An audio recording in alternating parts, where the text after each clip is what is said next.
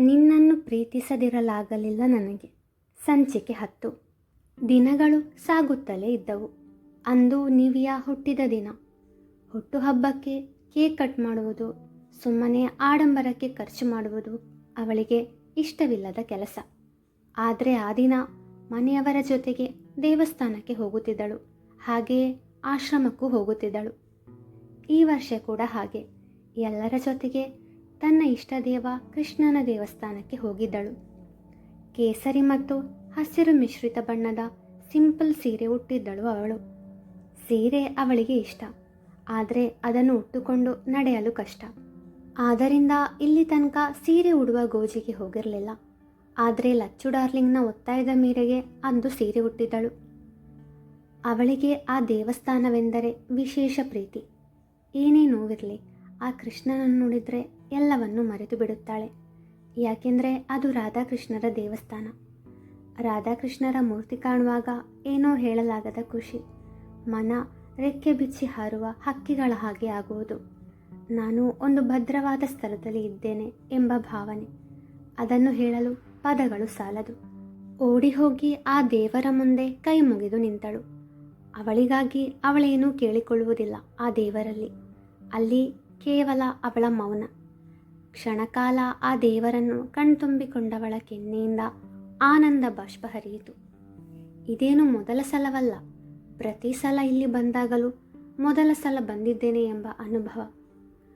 ಅರ್ಚಕರು ಅವಳ ಹೆಸರಿನಲ್ಲಿ ಪೂಜೆ ಮಾಡಿ ಎಲ್ಲರಿಗೂ ಪ್ರಸಾದ ವಿತರಿಸಿದರು. ಅವಳ ಪರಿಚಯ ಅರ್ಚಕರಿಗೂ ಇದೆ. ಅವಳವರನ್ನು ತಾತ ಎಂದೇ ಕರೆಯುತ್ತಿದ್ದಳು. ಅವರವಳಿಗೆ ಆಶೀರ್ವಾದ ಮಾಡಿದರು. ಅದೇ ಸಮಯಕ್ಕೆ ಅಲ್ಲಿಗೆ ಒಬ್ಬ ವ್ಯಕ್ತಿಯ ಆಗಮನವಾಯಿತು. ಅವರನ್ನು ಕಂಡೊಡನೆ ನಿವಿಯ ಮುಖ ಅರಳಿತು. ಅಣ್ಣ ಎಂದು ಪುಟ್ಟ ಮಗು ಥರ ಓಡಿ ಅವನ ತೆಕ್ಕೆಗೆ ಬಿದ್ದಳು. ಅವತ್ತು ನಿವಿ ಪಾರ್ಕಿನಲ್ಲಿ ಭೇಟಿಯಾದ ವ್ಯಕ್ತಿ ಇವರೇ. ಹ್ಯಾಪಿ ಬರ್ತ್ಡೇ ಚಿನ್ನಿ. ಥ್ಯಾಂಕ್ಸ್ ಅಣ್ಣ. ಎಲ್ಲಿ ನನ್ನ ಗಿಫ್ಟ್? ಅದು ಸಾರಿ ಪುಟ್ಟ, ಅವಸರದಲ್ಲಿ ಬಂದೆ. ಗಿಫ್ಟ್ ಮನೆಯಲ್ಲೇ ಬಾಕಿ ಆಯಿತು. ಟೂ ನಿನ್ನ ಜೊತೆ ಎಂದು ಹುಸುಮನಿಸು ತೋರಿದಳು. ಆಗ ಅವಳ ಮನೆಯವರೆಲ್ಲರೂ ಅಲ್ಲಿಗೆ ಬಂದರು. ಕಾರ್ತಿ, ನಮ್ಮನ್ನೆಲ್ಲ ಮರೆತು ಬಿಟ್ಟಿಯಾ ಹೇಗೆ? ಎಷ್ಟು ದಿನ ಆಯಿತು ನಿನ್ನನ್ನು ನೋಡಿ. ಸಾರಿಪ್ಪ, ಕೆಲಸದ ಒತ್ತಡ, ಇನ್ಮೇಲೆ ಹೀಗೆ ಮಾಡಲ್ಲ ಎಂದು ಕಿವಿ ಹಿಡಿದು ಹೇಳಿದ. ಎಲ್ಲರೂ ನಕ್ಕರು. ಈ ಥರ ಡ್ರಾಮಾ ಮಾಡೋದಕ್ಕೇನು ಕಮ್ಮಿಯಲ್ಲ ನೀನು ಎಂದು ಹೇಳಿದಳು ಶಿವಿ. ಪುಟ್ಟ, ನೀನುನಾ?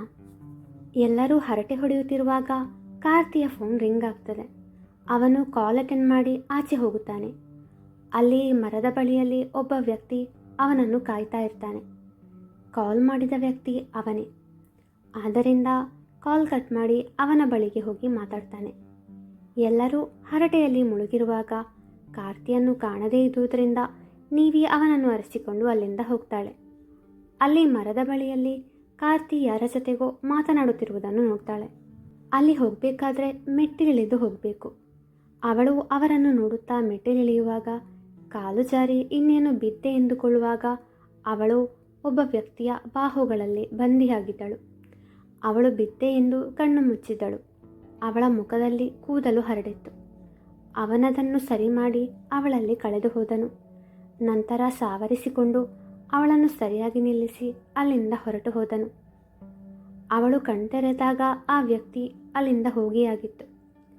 ಎಷ್ಟು ಹೊತ್ತು ಯಾರದೋ ಬಾಹುಗಳಲ್ಲಿ ಇದ್ದದ್ದು ಒಂದು ಕನಸಂತೆ ಭಾಸವಾಯಿತು. ಅಷ್ಟರಲ್ಲಿ ಕಾರ್ತಿ ಬಂದು, ಹುಷಾರಾಗಿದೆಯಾ ತಾನೇ ಚಿನ್ನಿ ಎಂದ. ಅವಳು ಹ್ಞೂ ಅಂದ್ಲು. ಅವನು ಗಿಫ್ಟ್ ಬಾಕ್ಸ್ ಅವಳ ಕೈಗಿಟ್ಟ. ಅವಳಿಗೆ ಗಿಫ್ಟ್ ಬೇಡವಾಗಿತ್ತು. ಸುಮ್ಮನೆ ಕೋಪ ಬಂದಂತೆ ನಟಿಸಿದ್ದಳು ಅವಳು.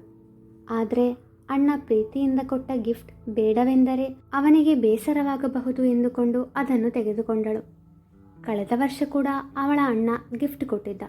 ಅವನೇ ಅವಳ ಮುದ್ದಿನ ಕೇಡಿ. ಪುಟ್ಟ, ನೀನು ಹೇಳಿದ ವಿಷಯದ ಬಗ್ಗೆ ತಿಳಿಯಿತು. ಮುಂದೆ ಏನು ಮಾಡಬೇಕು ಎಂದು ಆಮೇಲೆ ಹೇಳ್ತೀನಿ. ಇವಾಗ ಅಮ್ಮನ ಹತ್ರ ಹೋಗೋಣ ಬಾ ಎಂದಳು. ಈ ಸಲ ಸುಜಾತಾರವರು ಸಹ ನಿವಿಯ ಕುಟುಂಬದವರೊಂದಿಗೆ ದೇವಸ್ಥಾನಕ್ಕೆ ಬಂದಿದ್ದರು. ಸುಜಾತಾರವರು ಶಾಂತಿಯವರ ಬಳಿ, ಅತಿಗೆ ಕಾರ್ತಿ ಯಾರು? ನಾನವನನ್ನು ಈ ಮೊದಲು ನೋಡಲಿಲ್ಲ. ಆಗ ಶಾಂತಿಯವರು ಅವನ ಬಗ್ಗೆ ಹೇಳಲು ಪ್ರಾರಂಭಿಸಿದರು. ನಮ್ಮ ನಿವಿ ಚಿಕ್ಕಂದಿನಿಂದಲೂ ಸರಳ ಜೀವನ ಬಯಸುತ್ತಿದ್ದ ಮಗು. ಅವಳ ಅಪ್ಪ ಕಾರಿನಲ್ಲಿ ಸ್ಕೂಲ್ಗೆ ಡ್ರಾಪ್ ಮಾಡ್ತಾರೆ ಅಂದರೆ ಅವಳಿಗೆ ಇಷ್ಟ ಆಗ್ತಿರಲಿಲ್ಲ. ಅವಳು ಸ್ಕೂಲ್ ಬಸ್ನಲ್ಲಿ ಬೇರೆ ಮಕ್ಕಳ ಜೊತೆ ಹೋಗಲು ಇಷ್ಟಪಡ್ತಿದ್ಳು. ಇನ್ನು ನಮ್ಮ ಶಿವಿ ನೀನೆಲ್ಲೋ ನಾನಲ್ಲೇ ಎಂಬಂತೆ ನಿವಿಯಲ್ಲೋ ಶಿವಿಯಲ್ಲೇ. ಅಕ್ಕ ಅಂದರೆ ಪ್ರಾಣ ಅವಳಿಗೆ.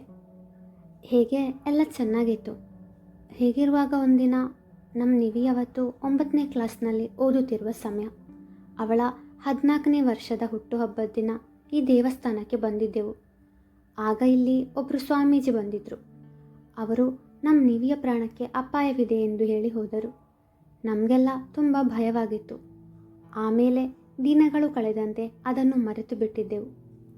ಒಂದಿನ ನಿವಿ ಸ್ಕೂಲ್ಗೆ ಸೈಕಲ್ನಲ್ಲಿ ಹೋಗ್ತೀನಿ ಅಂತ ಹಠ ಮಾಡಿದ್ಲು. ನಾವು ಎಷ್ಟು ಹೇಳಿದರೂ ಕೇಳಲಿಲ್ಲ. ಶಿವಿಯನ್ನು ಅವಳೇ ಸ್ಕೂಲ್ ಬಸ್ ಹತ್ತಿಸಿ ಅವಳು ಸೈಕಲ್ನಲ್ಲಿ ಹೋದಳು.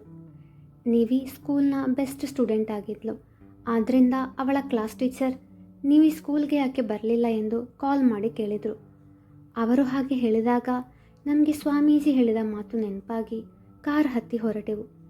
ದಾರಿಯಲ್ಲಿ ಯಾವುದೋ ಆಕ್ಸಿಡೆಂಟ್ ನಡೆದ ಸುಳಿವಿತ್ತು. ಅಲ್ಲಿ ಜನರಲ್ಲಿ ವಿಚಾರಿಸಿದಾಗ ಒಂದು ಹುಡುಗಿಗೆ ಆಕ್ಸಿಡೆಂಟ್ ಆಗಿದೆ, ಹಾಸ್ಪಿಟಲ್ಗೆ ಸೇರಿಸಿದ್ದಾರೆ ಎಂದರು. ನಾವು ಯಾವ ಹಾಸ್ಪಿಟಲ್ ಎಂದು ವಿಚಾರಿಸಿ ಅಲ್ಲಿಗೆ ತಲುಪಿದಾಗ ತಲೆಗೆ ಬ್ಯಾಂಡೇಜ್ ಸುತ್ತಿ ಪ್ರಜ್ಞೆ ಇಲ್ಲದೆ ಮಲಗಿದ ನಿವಿಯನ್ನು ಕಂಡು ಜೀವ ಹೋದ ಅನುಭವ. ಯಾವಾಗಲೂ ತರಲೆ ಮಾಡ್ತಿದ್ದ ಹುಡುಗಿ ಇಂದು ಹೀಗೆ. ಡಾಕ್ಟರ್ನ ಮೀಟ್ ಮಾಡಿದಾಗ ಅವಳ ಜೀವಕ್ಕೆ ಅಪಾಯ ಇಲ್ಲ, ಸರಿಯಾದ ಸಮಯಕ್ಕೆ ಹಾಸ್ಪಿಟಲ್ಗೆ ಸೇರಿಸಿದ ಆ ಹುಡುಗ ರಕ್ತ ಕೂಡ ಕೊಟ್ಟ, ಸ್ವಲ್ಪ ದಿನ ರೆಸ್ಟ್ ಬೇಕು ಎಂದರು. ಆ ಹುಡುಗನೇ ಕಾರ್ತಿಕ್. ನಮ್ಮ ಮನೆಯ ಬೆಳಕು, ನಮ್ಮ ಪ್ರಾಣ, ನಮ್ಮ ನಿವಿಯನ್ನು ಉಳಿಸಿದವ. ಅವನು ನಿವಿಗಿಂತ 3 ವರ್ಷಕ್ಕೆ ದೊಡ್ಡವ. ಅವನಿಗೆ ಯಾರೂ ಇಲ್ಲ, ಅನಾಥ ಎಂದ. ಹಾಸ್ಟೆಲ್ನಲ್ಲಿ ಇದ್ಕೊಂಡು ಓದುತ್ತಿರುವುದು ಎಂದ. ನಮ್ಮ ಮನೆಯಲ್ಲಿ ಇರು ಎಂದೆ, ಆದರೆ ನಮ್ಮ ಮಾತನ್ನು ನಿರಾಕರಿಸಿದ. ಅವತ್ತು ನಡೆದ ಘಟನೆಯ ನಂತರ ಗಂಡು ಮಕ್ಕಳಿಲ್ಲದ ನಮಗೆ ಅವನೇ ಮಗ. ಸ್ಕಾಲರ್ಶಿಪ್ ಸಿಕ್ಕಿದ ಹಣದಲ್ಲಿ PU ಓದಿ ಆಮೇಲೆ ಪಾರ್ಟ್ ಟೈಮ್ ಜಾಬ್ ಮಾಡಿ ಇಂಜಿನಿಯರಿಂಗ್ ಓದಿದ. ಒಳ್ಳೆ ಹುಡುಗ, ಸ್ವಾಭಿಮಾನಿ ಎಂದರು. ಅವರ ಕಣ್ಣು ತುಂಬಿತು. ಅದನ್ನು ಕೇಳುತ್ತಿದ್ದ ಸುಜಾತರವರ ಕಣ್ಣು ತುಂಬಿತು. ಆಗ ಕಾರ್ತಿ ಮತ್ತು ನಿವಿ ಅವರ ಬಳಿ ಬಂದರು. ಅವನು ಸುಜಾತರವರ ಪರಿಚಯ ಮಾಡಿಕೊಂಡ. ನಂತರ ಎಲ್ಲರೂ ಆಶ್ರಮದ ದಾರಿ ಹಿಡಿದರು. ಅಲ್ಲಿ ಚಿಕ್ಕ ಮಕ್ಕಳು ಮತ್ತು ವೃದ್ಧರು ಇದ್ದರು. ಅದು ಆಶ್ರಮ ಎನ್ನುವುದಕ್ಕಿಂತ ಒಂದು ಅವಿಭಕ್ತ ಕುಟುಂಬ ಎಂದರೆ ತಪ್ಪಾಗದು. ನಿವಿ ಹಾಗೂ ಮನೆಯವರು ಆಶ್ರಮದ ಉಸ್ತುವಾರಿ ನೋಡಿಕೊಳ್ಳುವ ಗಣೇಶ್ರವರ ಬಳಿ ಹೋಗಿ ಅಲ್ಲಿನ ಆಗುಹೋಗುಗಳ ಬಗ್ಗೆ ತಿಳಿದುಕೊಂಡರು. ಅವರಿಗೆ ಸ್ವಲ್ಪ ಹಣ ಕೊಟ್ಟು ಏನಾದರೂ ಬೇಕಾದರೆ ತಿಳಿಸಿ ಎಂದರು. ತದನಂತರ ಅಲ್ಲಿ ಮಕ್ಕಳೊಂದಿಗೆ ಸೇರಿ ಮಗುವಾದಳು ನಿವಿ. ಅವತ್ತು ಅವರ ಊಟ ಅಲ್ಲಿಯೇ. ಆಶ್ರಮದವರೆಲ್ಲರೂ ಸೇರಿ ಅಡಿಗೆ ಮಾಡಿ ಅವಳಿಗೆ ತಿನ್ನಿಸಿದರು. ದೂರದಲ್ಲಿ ನಿಂತು ಅದನ್ನು ನೋಡಿದ ಸುಜಾತರವರ ಕಣ್ಣಿಂದ ಆನಂದ ಬಾಷ್ಪ ಹರಿಯಿತು. ಇಂತಹ ಕುಟುಂಬ ತಮಗೆ ಸಿಕ್ಕಿದ್ದು ತಾವು ಯಾವುದೋ ಜನ್ಮದಲ್ಲಿ ಮಾಡಿದ ಪುಣ್ಯ. ಒಂದು ಕಡೆ ನೋವು ಕೊಟ್ಟ ದೇವರು, ಇನ್ನೊಂದು ಕಡೆ ಖುಷಿ ಕೊಟ್ಟ. ಇವರೆಲ್ಲರೂ ಯಾವಾಗಲೂ ಹೀಗೆ ಖುಷಿಯಾಗಿರಲಿ ದೇವರೇ, ಇವರಿಗೆ ಯಾವ ದೃಷ್ಟಿಯೂ ತಾಕದೇ ಇರಲಿ ಎಂದು ಮನದಲ್ಲೇ ದೇವರಲ್ಲಿ ಬೇಡಿಕೊಂಡರು. ಆದರೆ ಕಾಲ ಯಾವಾಗಲೂ ಒಂದೇ ಥರ ಇರುವುದಿಲ್ಲ. ಸುಖ ಆದಮೇಲೆ ದುಃಖ, ದುಃಖ ಆದಮೇಲೆ ಸುಖ, ಹೀಗೆ ಕಾಲಚಕ್ರ ತಿರುಗುತ್ತಲೇ ಇರುತ್ತದೆ. ಅಲ್ಲಿ ಕಪ್ಪು ಬಿಳಿ ಅಥವಾ ಬಡವ ಶ್ರೀಮಂತ ಅಥವಾ ಗಂಡು ಹೆಣ್ಣು ಎಂಬ ಯಾವ ಭೇದ ಭಾವವೂ ಇರುವುದಿಲ್ಲ. ಭೂಮಿಯ ಮೇಲೆ ಹುಟ್ಟಿದ ಪ್ರತಿಯೊಂದು ಜೀವಕ್ಕೂ ಈ ಕಾಲಚಕ್ರ ಅನ್ವಯಿಸುತ್ತದೆ. ರಾತ್ರಿ ನಿದ್ದೆ ನಿವಿಯ ಬಳಿ ಸುಳಿಯಲೇ ಇಲ್ಲ. ದೇವಸ್ಥಾನದಲ್ಲಿ ಉಂಟಾದ ಅನುಭವ ಕನಸೋ ನಿಜವೋ ತಿಳಿಯದಾದಳು. ಯಾರೋ ತನಗೆ ತುಂಬ ಹತ್ತಿರದವರು ಸ್ಪರ್ಶಿಸಿದ ಅನುಭವ. ಎಷ್ಟು ಹೊತ್ತಾದರೂ ಉತ್ತರ ಸಿಗಲಿಲ್ಲ. ಕೊನೆಗೆ ಎದ್ದು ಬಾಲ್ಕನಿಗೆ ಬಂದು ಆಕಾಶವನ್ನು ನೋಡಿದಳು. ಹುಣ್ಣಿಮೆಯ ಪೂರ್ಣಚಂದ್ರ ಅವಳನ್ನು ನೋಡಿ ನಗುತ್ತಿದ್ದ.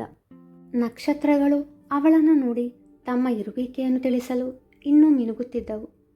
ಹೀಗೆ ಆಕಾಶವನ್ನು ದಟ್ಟಿಸುವುದು ಅವಳ ಇಷ್ಟದ ಕೆಲಸಗಳಲ್ಲಿ ಒಂದು.